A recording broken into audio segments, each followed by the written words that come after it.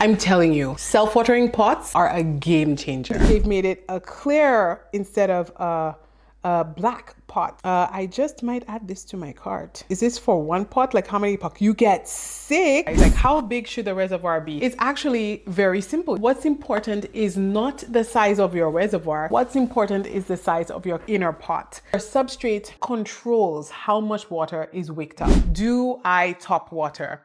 The answer is hello, my name is Stephanie and I like to share videos on how I care for my houseplants on a budget. In today's video, we'll be talking about something that's not so budget friendly, but it is essential, a game changer when it comes to my houseplant collection. And I'm talking about self-watering pots. If you are new to my channel, let me tell you, I love self-watering pots and a very large amount of my collection is in self-watering pots. I'm actually curious to know how much of my collection are in self-watering pots. So I want you to leave a guess down below. 50%, 60, 70, 75%. What's your guess? Leave it down below and I will share the answer with you at the ending of the video. A lot of you have been asking me a lot about my self-watering pots and it made me think maybe I need to make a video about self-watering pots. To make it even juicier, I have asked you on 3 different social media platforms, my Patreon, YouTube, and Instagram. Please follow me on these platforms if you're not doing so as yet.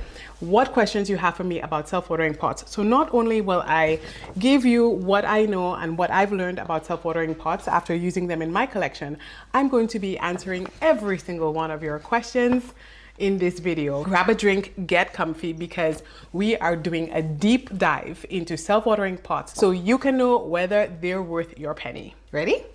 Let's go. So here's what we'll be discussing in this video. I'm going to create chapters. You can skip ahead, rewind, or if you save this video to watch later, you know exactly where you can jump in the video to find the information that you need. First of all, we're going to talk about what are self-watering pots, their pros and cons. Then we're going to go shopping on Amazon. We're going to go through what's in stock and I'm going to give you my opinion on some of the most popular self-watering pots that's available on Amazon US and some in Canada. I'll also be sharing with you my watering tips. How do you water plants in self-watering pots? I'm also going to talk about reservoir size, what you need to know about the reservoir. And lastly, that's when I'm going to cover your specific questions that you've left me about self-watering pots. What are self-watering pots? Self-watering pots are gardening containers basically, and they're designed in a specific way to allow the plant to access water when it needs it. It does this by having a reservoir down below, and it uses a wick system to take the water from the reservoir and bring it up to the plant. Simple. I'm not able to go into every single self-watering pot that exists, nor the ones that probably will be made in a year from now. But I'm going to try my best to give you a good idea as to generally what you should be looking for in one. Why would you want a self-watering pot? What are the pros and cons? Honestly, before I started using self-watering pots, I used to think that they were a little bit lazy. I just felt like they were just a lazy plant person's tool. But now I know better. I'm on the other side. If it weren't for self-watering pots, there would be a lot of plants that I would never be able to care for because of my busy schedule and because of my forgetfulness. Basically, self-watering pots make it super easy and convenient to grow plants.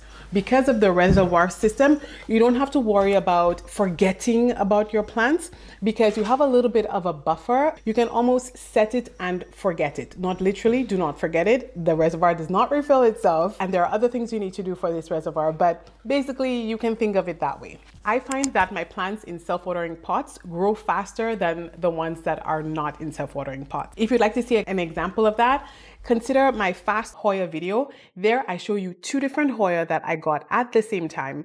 One in a self-watering pot and one was not. And take a look, you'll get to see the growth and the difference between the 2 plants. A third thing I like about self-watering pots is that they help me to learn about the plant. Sometimes when I first get a plant into my conditions, I'm not sure how much water the plant is going to use up in my care. So person A may say, oh my goodness, this plant, it's so thirsty, it drinks up water super fast. And then I may feel inclined to put a lot of water and possibly overwater the plant because of the advice I got. So self-watering pots help me to sort of put a plant into its substrate, place it in my care, and with the reservoir system, I'm able to watch the speed at which the plant uses up the water in my conditions. So with the amount of humidity in my space, the amount of light that's in my space, just even with the medium that's in it, how does this plant behave? So I learned so much about the plant just by having it in a self-watering pot. Granted, you can also learn by not having it in a self-watering pot, but I like the extra buffer. It makes it so much easier and less worrisome to learn about the plant in self-watering pots. Another reason I love them is because they allow non-plant people to care for your plants while you're away. So if you're like me and you travel a lot or you're just extremely busy, it allows someone else to water your plants for you in a sort of fail-proof way, where all they need to do is just add water into a reservoir and you or them don't have to worry about if they over or underwater the plant. Which takes me to the next row of self-watering pots. It reduces over and underwatering of plants, which is funny because a lot of people in the comment section or a lot of chatter I've heard about self-watering pots is that self-watering pots will overwater your plants. I find that to be the exact opposite. I find I overwater my plants when they're not in self-watering pots. Trust me. Another reason I like self-watering pots is because they are versatile. A viewer commented once that they thought that self-watering pots was only for plants in semi-hydro. It's not. Self-watering pots is quite versatile and can be used for many different mediums. We'll get into that in a minute. But first, let's talk about the cons of self-watering pots. The elephant in the room is that they are way more expensive than just your regular nursery pot. You may be able to find nursery pots for a couple dollars at your dollar store. Typically, self-watering pots are a little bit more expensive, one. And number two, self-watering pots, depending on where you live, but at least in my area, they're actually a little harder to find. And sometimes even if you find a seller online, a lot of times you have to pay for shipping. So there's an added cost to self-watering pots and availability can be difficult. Another con of self-watering pots is that small sizes like this one, or even these kinds, 4-inch pot, 5-inch pot, or 3-inch pot, to, I would say, maybe 6-inch pot, they're a little easier to find. But when you get into those bigger sizes, maybe 10 inches or even more than that, it's very hard to find bigger sized self-watering pots. I'm not sure if maybe they're more expensive, they're harder to make, or there is no demand for it. But I often want self-watering pots for my larger plants. I even wanted one for my Tycon, but it's really hard to find bigger size self-watering pots. So you don't have as many options with self-watering pots. Another thing about self-watering pots is you need to have consistent,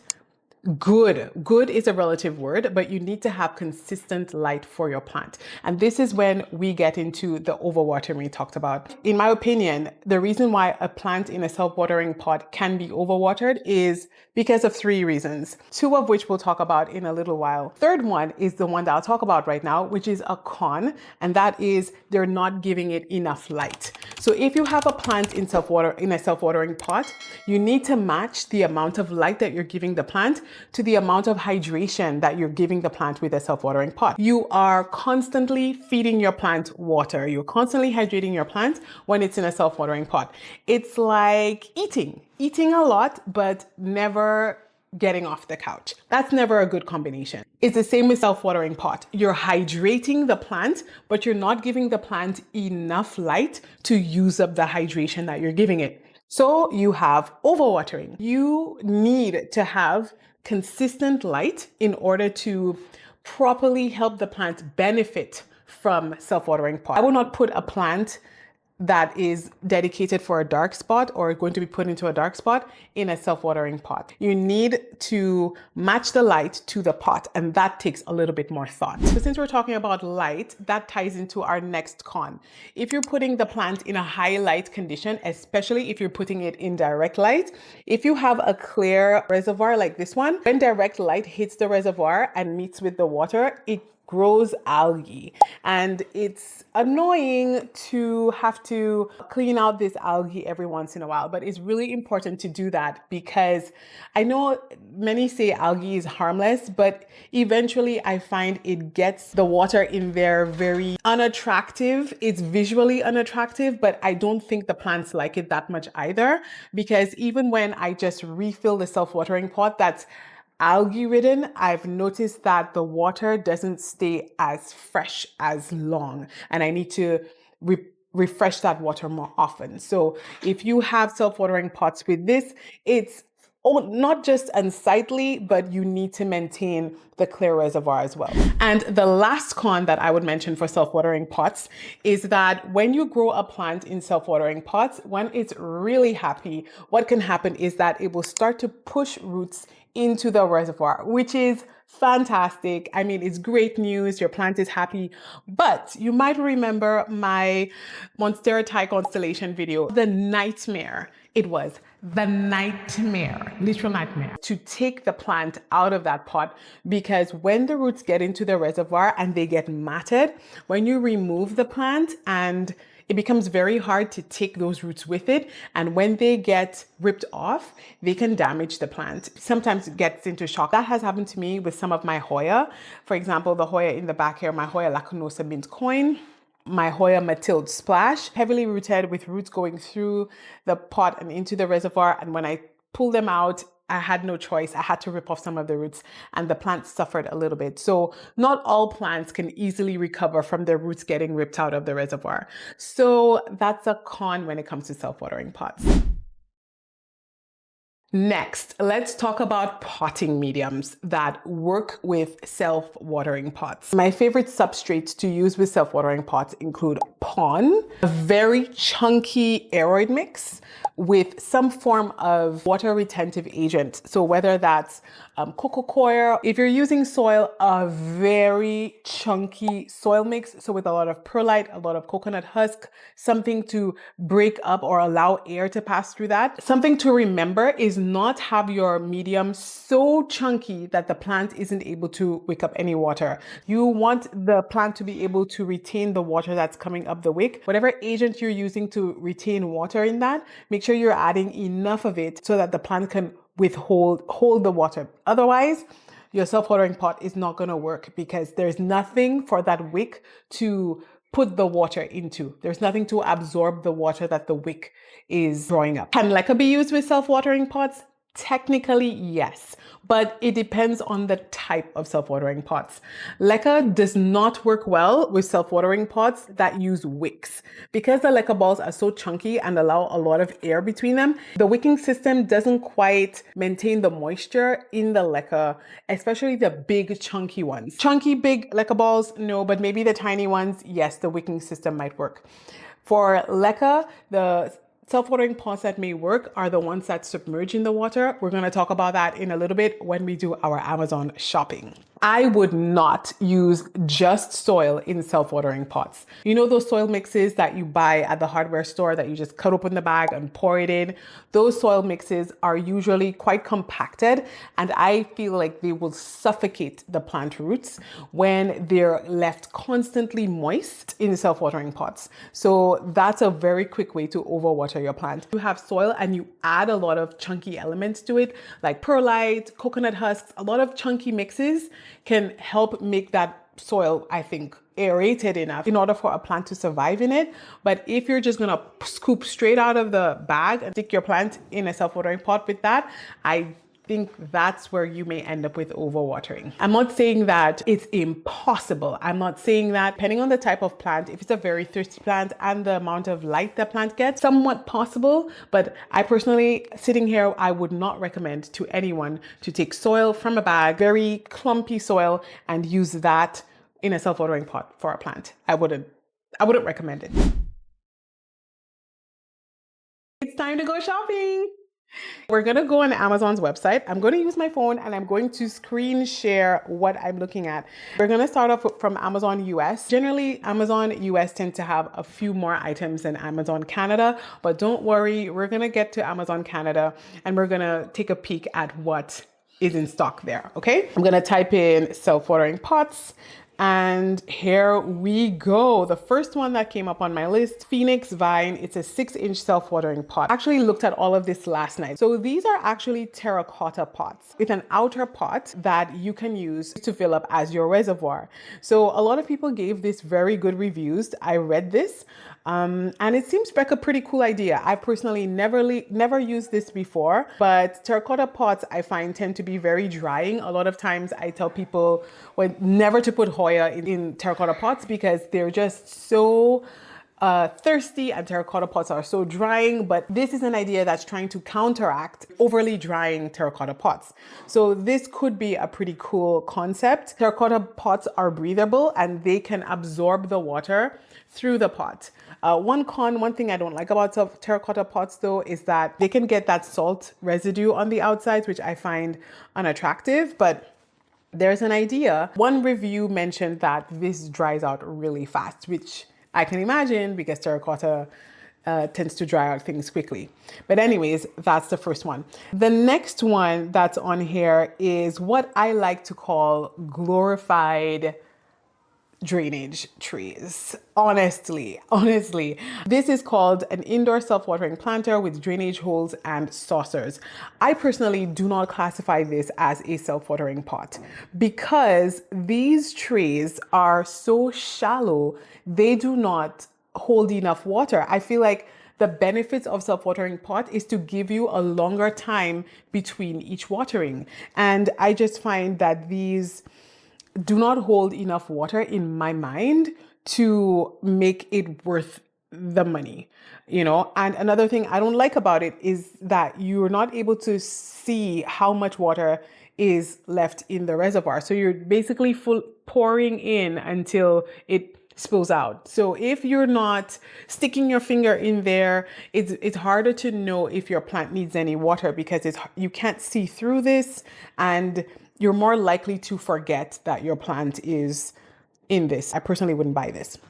Next, we're going into my favorites. And this is something that I actually have. So since I have it, I'm just going to share it here with you. They typically look like this. I get a lot of people asking me how self-watering pots work. You have an inner pot. This inner pot is where your medium would go. Mine is dirty. It's been used. Sorry, I didn't clean it up. But this inner pot is where the medium goes. It's opaque, right? And then it has holes on the bottom. So a bunch of tiny little holes, and it has one hole that's bigger than all the rest. The other holes help to keep the soil or your medium from staying too moist. They help to dry that out a little bit and allow air to pass through. And so what would happen is when you order these, you also get something called a wick. So this wick is a piece of cotton. Now, a lot of times people will say it's better to have a nylon wick because a cotton wick can degrade after a while for sitting in water. But my mom says she doesn't like the nylon wicks because she doesn't find that they wick up enough water to the substrate. So she actually prefers cotton ones, and whenever she repots a plant or whenever she has to clean up the reservoir, she will rinse and wash out the wick just to take out the extra water or buildup that's in it. But the way it would work is you would stick the wick through the hole. And again, I have so many repotting videos, so many where I do this. You stick the wick through the hole, you fill this up with water, and this has a little indicator window where when you fill it up with water, you can see the water here and the water level. And then you fill it up with water up to this level here, and then you place it in. So the wick will pull the water up and bring it to your substrate. And this is how your plant will drink. Your plant will access the water this way.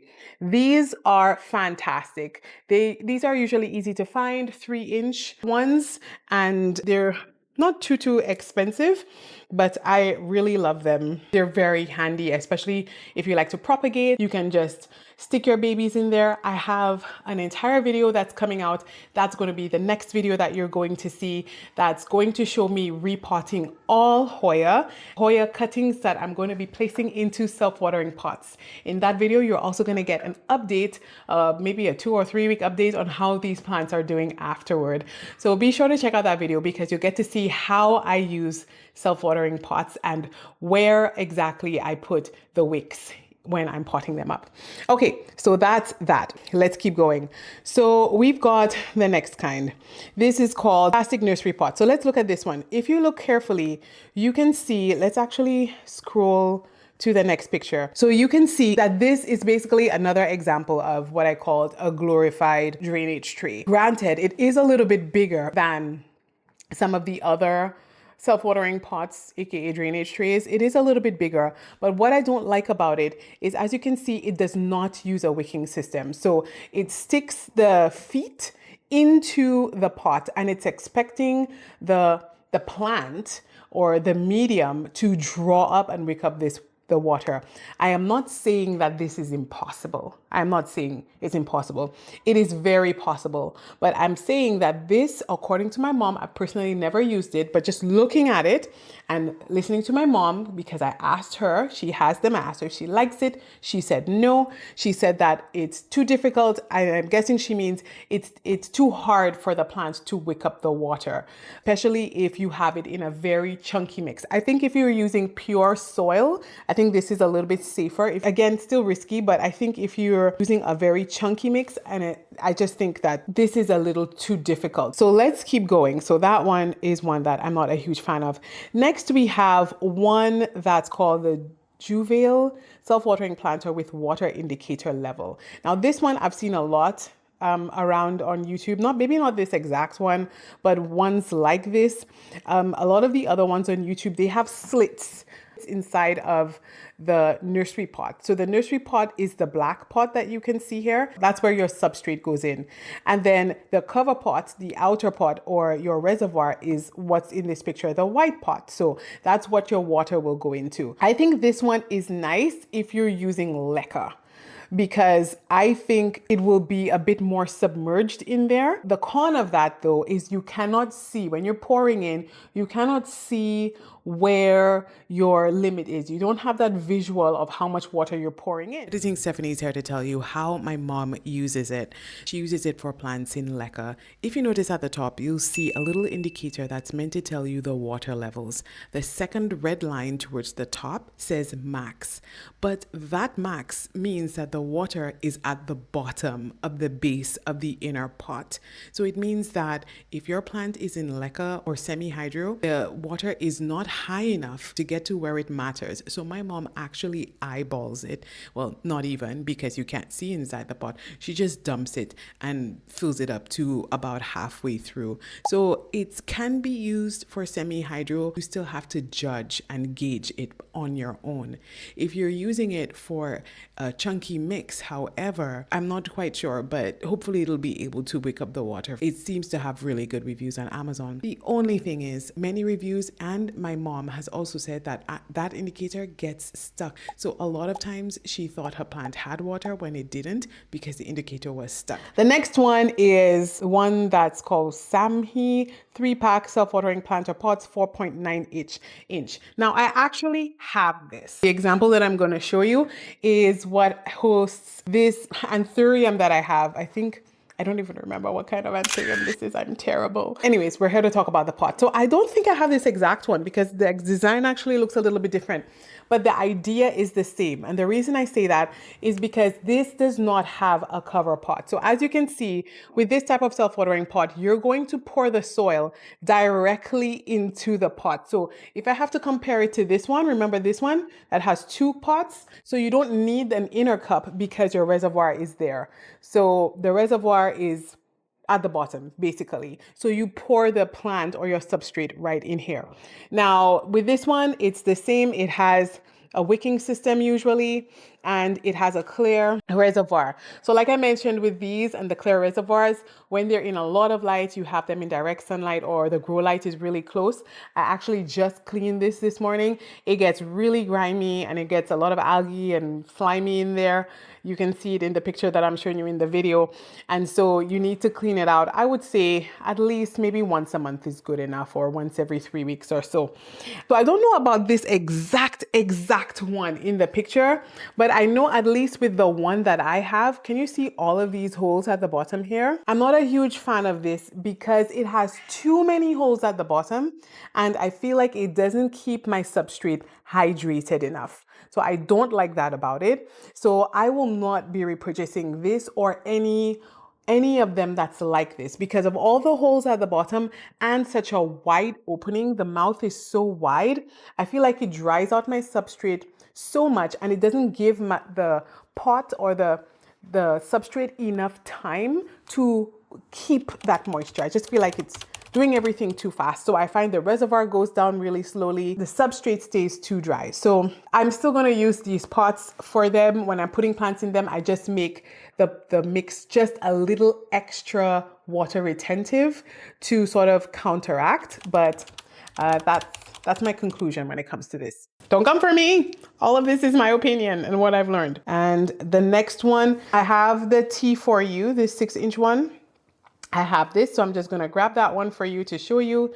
And then the one underneath that is another kind of self-watering pot. It's actually right behind me, and I'm going to have that one to show you as well. These are both the same idea, the wicking system, but with the one before it, with this one, let me show you. So let me go grab it. Okay, so with this one, the inner pot, there's an inner pot and a cash pot or a reservoir. So the inner pot, let me just start by saying that I actually like this type of self-watering pot. I like it because it's pretty simple. One con is that it's hard to see through this. If your plant is in a very bright area, you can sort of see through the plastic and you can see where the line is.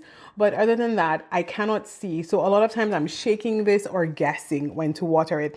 And so because of that, I've inconsistently watered this plant. So you can see a lot of black on the roots. I've had a lot of rot from inconsistent watering. But anyway, this is another type of planter that I think would be a good fit for if you're using leca. Now, I know I said that I don't like self-watering pots for leca, but it's so funny. My mother, she says, if you're going to use leca and self-watering pots, you have to know what you're doing. So it's a little tricky, but again, I think once your plant once the roots hit the reservoir, you're good. You don't have to worry about how high you pour in the water.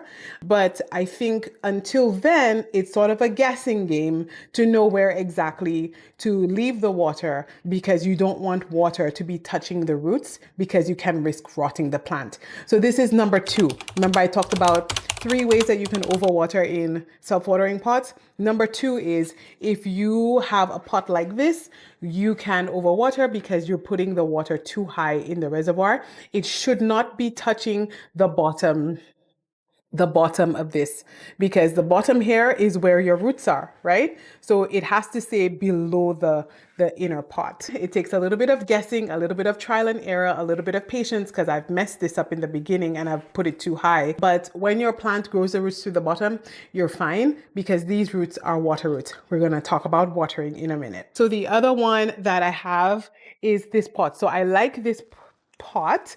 I like it. Again, I don't want to say 2 cons. I only have 1 con about it. So this is also using the wicking system where the wick it loops inside, comes out. So you stick it in one hole, it comes out through the other hole. It's just like this one. See the 2 bigger holes? See, you push one in one hole, push in one.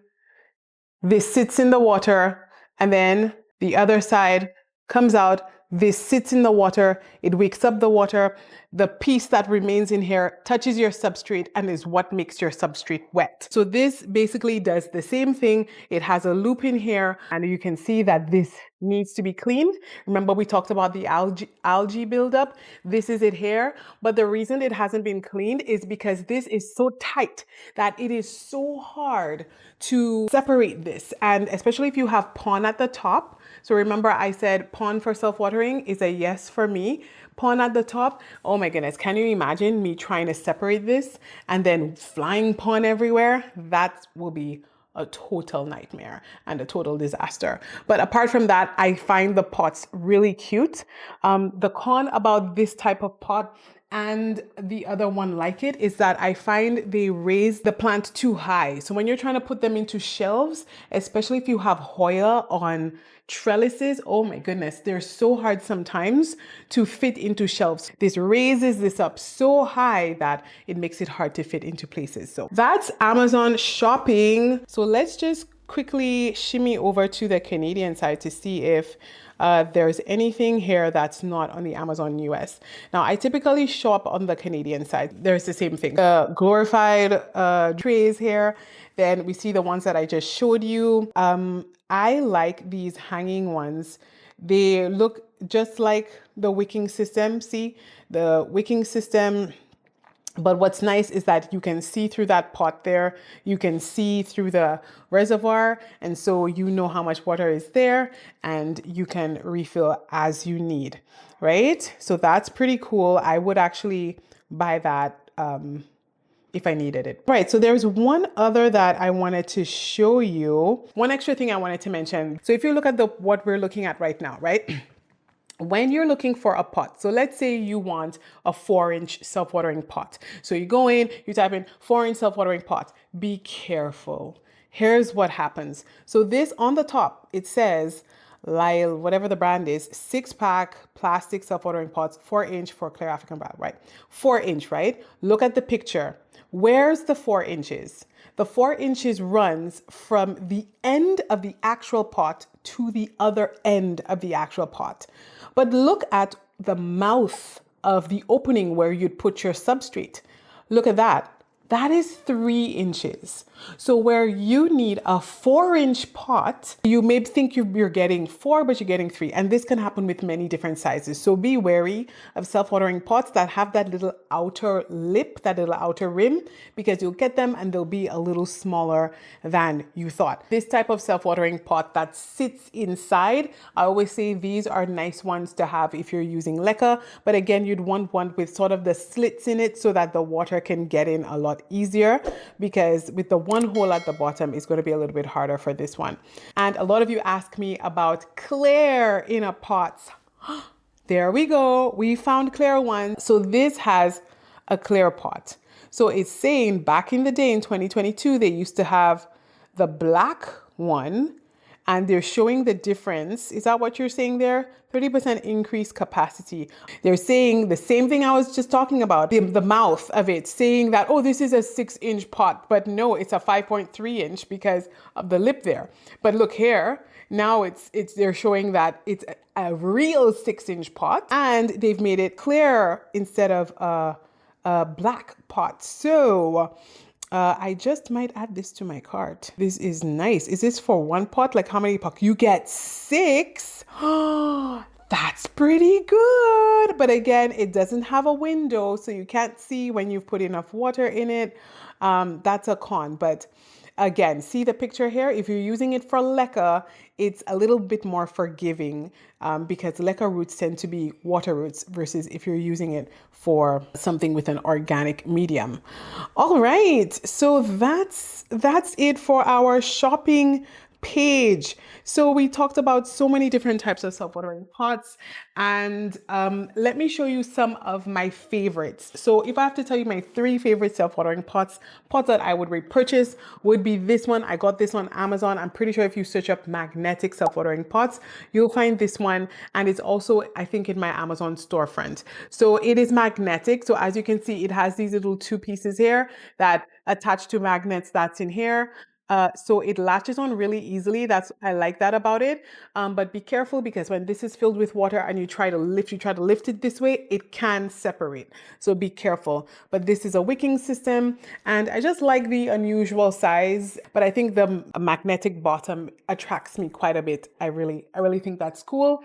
If I have to go second runner up is these ones, like I mentioned, I really love the no frills way that these pots are. They just feel very sleek. Just in my space, they just slip right in and they work really well. Again, the con, having to take them out like this is very inconvenient. I don't like it, but for some reason I love it. And then sometimes it can get a little off balanced here that I don't like that about it, but I'm just nitpicking now.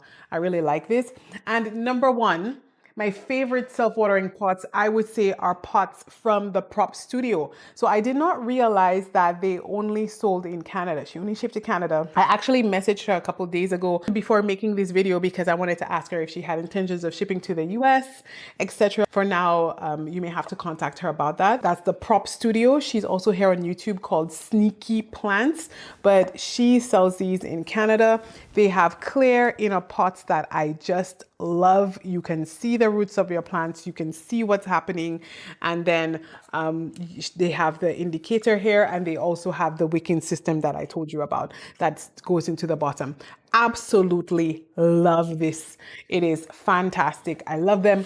I just wish that they had bigger sizes, and I also wish that she had more stock. She has more stock because she sells out so fast, and you have to wait a long time before it gets restocked. I sometimes will actually buy and put on a side if I know I have propagations that will eventually need to be potted. And last but not least, another type of self-watering pot that I see the most are the ones that you make.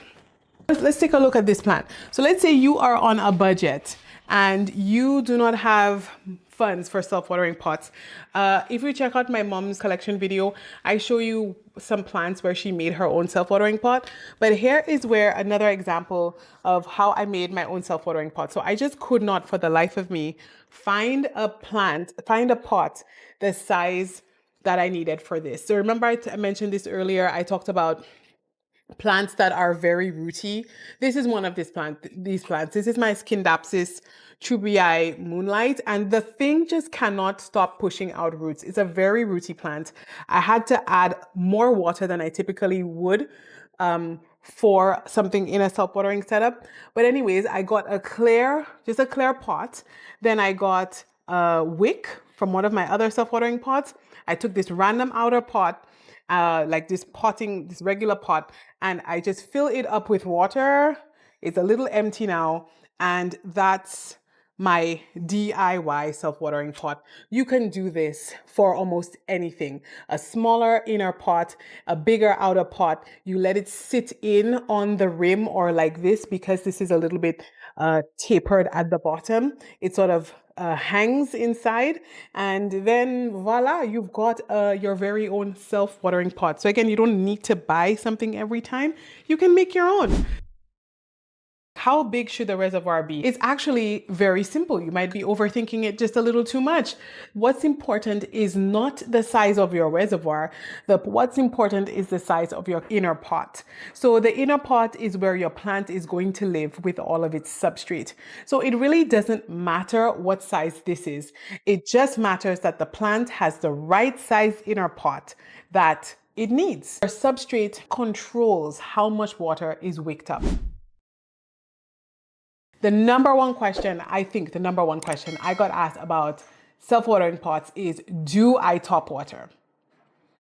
The answer is yes and no. When do you top water? If you're using substrates like pon or leca or anything along those lines, anything semi-hydro related, it actually doesn't matter how you pour the water in. These are water roots. Pour it from on top, or you lift the reservoir and pour it from inside. It doesn't matter. That plant has water roots usually, mostly, and it's fine with water entering from the top. If you have any other substrate that has like more of an organic and retentive medium, chunky soil mix, a chunky aeroid mix, water from the top once. The only time that I would say to water from the top is when you've repotted.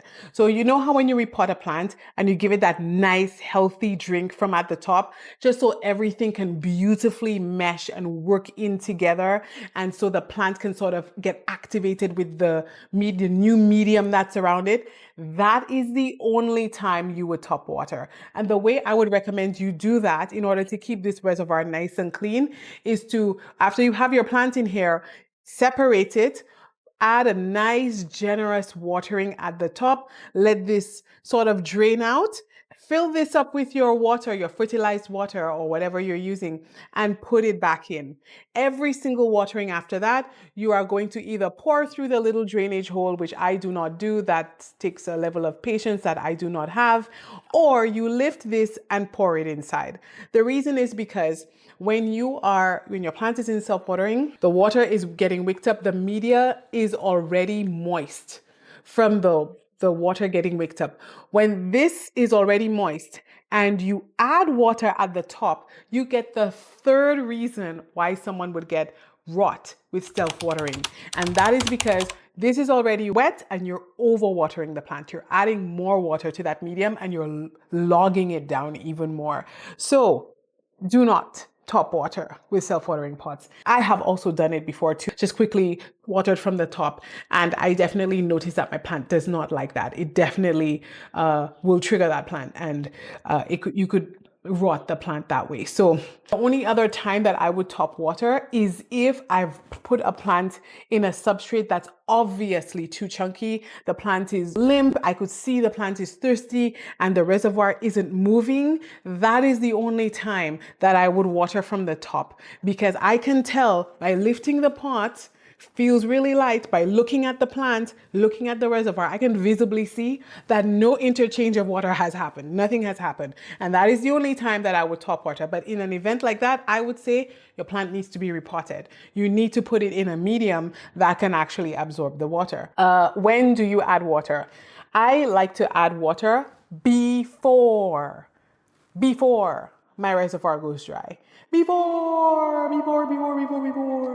Why before? Well, number one, if your plant is in semi-hydro, pond, leca, anything chunky, rocky like that, your plant has water roots and they need to stay constantly moist. They're like fish. If they stay out of water and they have no water in them for too long, they are going to shrivel up, and they need to always have hydration on them. They need to have constant access to water. Even if this, let's say, has a third of water left in it, if your plant is slow about using up the water, let's say the plant is just a slower grower, it's not a thirsty plant, or it's been a cloudy week, your plant has been photosynthesizing a lot slower because there's less sun in the sky, this water eventually gets stale.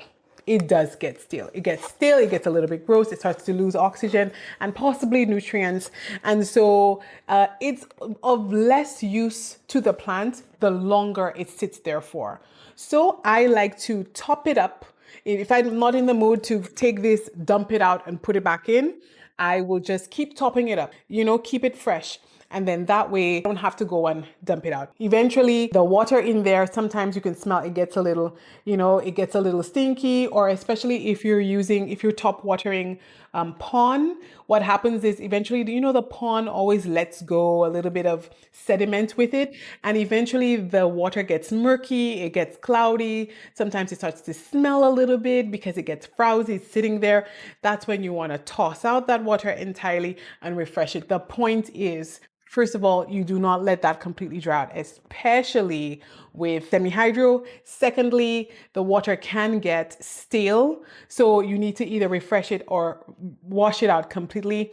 And third, algae. The algae can build up, and so you may need to tidy that up and wash it out. I've done all of this talking. It is your turn. So Marlene on Patreon. Hi, Marlene. Marlene says, I'm also new to using self-watering pots. And my question is, after planting and the first few weeks, how long does it take for the water to activate? And is it necessary to top water every day during this time? So no, first of all, no, do not top water. You top water once, right? When you pot it, you put it in, that's the only time you top water. However long the plant takes to get used to being in a self-watering pot is the same amount of time it takes for a plant to get used to being in a non-self-watering pot. There is absolutely no difference. There is none. All you're doing is you're telling the plant, hey, by the way, water is in a reservoir. That's it. That's all it is. That's the only difference between a regular pot and a self-watering pot. Your plant is like, hey, I've got unlimited access to the bar. Whoop, whoop. It's just going to constantly just take what it needs when it needs it, and it's going to grow like crazy. At least that's what I think. Okay, number 2, LL Lindbergh. Hi. Okay, I'd be curious to hear if you have specific sizes you'd recommend for different genus of plants, because I have thought of trying self-watering, but I can't decide which size to start with, mostly Hoya. And also, pot versus reservoir ratio, do you think one should look for? I'd also gratefully accept brand recommendations. If I think specific genuses for self-watering pots, I wouldn't say it's a genus. I would say it depends on the grower. So I have plants in my collection that if they grow slowly, it's not that I want it to grow slowly, but it's okay. Like, it's okay. This plant can take its time. It can do its thing. It doesn't need to grow as fast as possible. But then I have other plants in my collection, especially my Hoya. These are the plants that I would put into self-watering pots. It's any plants that I would say that are thirsty. Plants that, like I mentioned, plants that I don't know how to water well because they're new to me, or they're just fussy plants, like tricky plants. So for example, not all monsteras, I wouldn't put all monsteras. Like, I wouldn't put a Monstera deliciosa in a self-watering pot, but I would put a Monstera Peru in a self-watering pot because that one is, you know, a little bit fussy. Maybe I would put some Anthurium, like I have some Anthurium in self-watering pots because they're thirsty, but hands down, my Hoya, I would put in self-watering pots. And any Philodendron that, like I said, I'm afraid of overwatering, or I want to grow quickly, I want to size them up. So again, it depends on the grower. But for me, some of my Philodendron, but all of my Hoya, and any plant that I'm not sure about how to water. Ficus, not so much, especially because when they grow, they get so big, like they take over. So you sort of want to, you know, take your time to grow, right? Size of the pot you want is the same size. So imagine you are going to get a nursery pot for this plant, just a regular plant pot. You want that same size in a self-watering pot. Reservoir size doesn't matter. Focus on the size of your inner pot, your pot for your soil, because you're going to be either tossing out the water, replenishing it, whatever. You're going to be working on that water. The plant just needs water there when it needs it. It just needs to have something there. It doesn't overdrink. It doesn't accidentally take up too much water. So it all depends on your medium and all depends on the medium and your pot size. Just like with any other plant, if you put a baby plant in a huge pot, you would overwater. And if you take a big plant, put it in a tiny pot, you would underwater because there's not enough. So it really depends on the size of the pot that you think is right for that plant. So it doesn't matter if it's self-watering or not. It's what's right, the right match for plant and pot. And whatever that is, you want that in a self-watering pot. Okay, I hope that answers your question. Instagram questions. This is really small. I'll need to pull up my phone. Faith is Brown on Instagram. Hi, Faith. So what's my favorite self-watering pots? So again, the Prop Studios self-watering pots are my favorite. And the ones that I like the most, I'll link them down below. They'll be in my Amazon storefront, but they're the magnetic self-watering pots. Do you have any plants in soil? Yes, I do have some plants in soil in self-watering pots. Like the one I just showed you up here, the Scindapsus, because it's extremely thirsty. Yes, but it is also an extremely chunky mix with cocoa husks and lots of perlite. And do you let your medium dry out between refilling the self reservoir? No. If I'm really busy, yes, it has happened. For ones in soil, not so much, because you can sometimes still see some hydration. You can still see it's a little bit wet at the bottom. If that goes completely dry, then I'm in very big trouble. If down there you can still see moisture here, even if this is dry, you know, you better run. But if this is gone, it's dry hair, then so no, I try not to let the plants dry out. Homoamans asked me on Instagram, is it normal for the roots to rot when they grow into the reservoir? I loved this question. I was waiting for this question to answer it in here instead of answering it earlier. The answer is yes. It is absolutely normal. So what will happen with all of my plants, when the roots leave the reservoir, these are soil roots or soil type roots. Even if it's not growing in soil, they're soil-like roots, and they touch the water, they tend to rot a little bit on the end. They'll get a little bit of brown on the ends and they will die off. Depending on the plant, the root entirely will die off, or I don't know, maybe a botanist can clarify in the comments, but what happens is the root starts to change, or the plant will start to push out water roots. So it will detect that, oh, we have found our water source, and it will start to push out or create water roots that can survive in the reservoir. So a lot of times you will have plants with roots swirling happily, like my Monstera Tycon, living happily in the reservoir. In the beginning, they will rot, but after a while, they'll be just fine. If you don't want this to happen, all you got to do is when you see the roots starting to come out, you repot the plant and you upsize, you uppot it. But I think the majority of the time, the plant will create water roots and they will live happily in there. But like I mentioned before, you never want to let that dry out, because then the water roots will get unhappy. If you have water roots in here living happily, you will need to toss out that water and add in fresh water regularly, because water roots need oxygen. And even if the the roots are sitting in here and there's still water in here, the water can still run out of oxygen and nutrients. Even if there's still water in there, the other elements have been depleted. So when these are all depleted, the roots start to choke in there. And so that's why sometimes, up to today, I was cleaning off a plant and the roots start to get, when I go in there, the roots start to break apart and get fine and they start to die, basically, because I let the reservoir stay too depleted. I didn't get to it fast enough. YouTube says, what key features do you need to look for when buying self-watering pot non-negotiables? If you're getting one that is using the wicking system, make sure you have some wicks. I think a good size reservoir. So those little glorified saucers, no glorified saucers, actual reservoirs.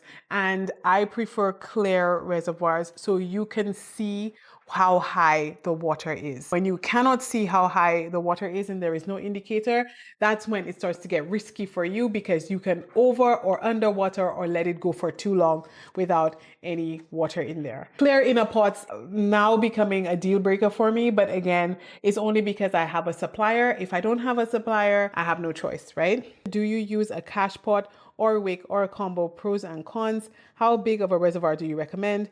What key features do you look for? So I just mentioned the key features. I prefer using the ones with the wicks. I don't like the ones where you just sink it into the water, again, because I don't often use leca, just here and there. But even with those, I use the wicks. I don't like not knowing how high to put the reservoir. I don't like the ones with the little indicator that goes up and down, the bouncy indicator. I don't trust them.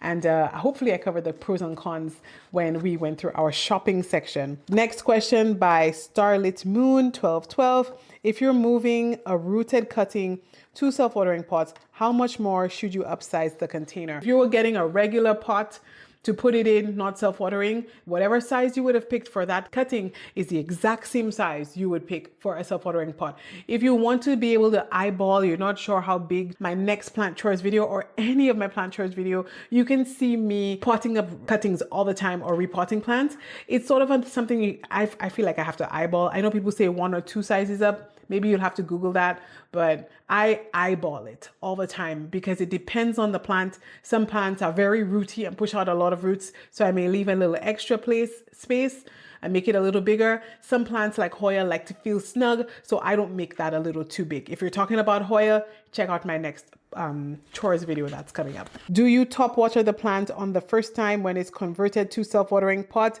Maybe SYC? Yes, I 100% do. BNG77 asks, once they've settled in self-watering pot, is it better to water the reservoir directly or to water from the top? Asking mainly for the ones in a soil mix in self-watering. Water from below, always bottom water, reservoir only. And then next person, Teresa. Hi, Teresa. I love your videos. I tried self-watering pot with my Australis, Lisa, and it rotted. I am not sure if I had the right substrate. It was a chunky aeroid mix. What kind of substrate should be used with self-watering pots? Chunky aeroid mix, which is where that it happened with your Australis, but how much light did it get? There's a question. And how big was the pot? If it's way too big, just like if you had it in a regular pot, that would lead to overwatering as well. Does the wick size material matter? I would say no, as long as the wick is long enough to sit in the reservoir. If it's way too short and the water can't access it, then it's sort of pointless. It defeats the purpose. What features should I look for in self-watering pots, such as slits in the size of the pots, slits and anything with little aeration at the bottom? These are nice, and I've covered generously the features for self-watering pots. Indicators. Do you allow the water in the reservoir to sit empty for a certain amount of time before refilling it? Rush AIJ1222. No, I do not. Where can I find some that come with clear inside pot? I know. I found that one on Amazon that we saw. That's Planty Mom. Hi. That'll be down below, and the prop studio. That's all I found so far, but I will keep digging and let you know. Visit my Instagram. There, I like to let people know the things that I find. And the next question is, where do you place the wick? Michelle Diggett. Michelle, the wick goes inside of the holes right here, goes into it, and it goes into the reservoir. How high up you pull the wick is something that I will answer in my next plant chores video. So that's it for today's video. I'm excited we made it all the way to the end. This is going to be a long one. I know it will. I just wanted to cover as much as I can. I want to share everything I know about self-watering pots with you. Maybe I'll make another video like this in a year when I've learned even more. And please, if you have any points to share about self-watering pots, let us know down below. Stay tuned for my next video. It's going to be a plant chores video where I'm going to use self-watering pots to pot up a lot of my Hoya, well, a few of them. And I will also give you an update. Thank you so much for being here and watching all the way to the end. Please, if you like videos like this, give me a thumbs up so I know to make more of them. And if you have suggestions or questions, please leave them down below. Thank you again for watching, and I'll see you next time. Bye.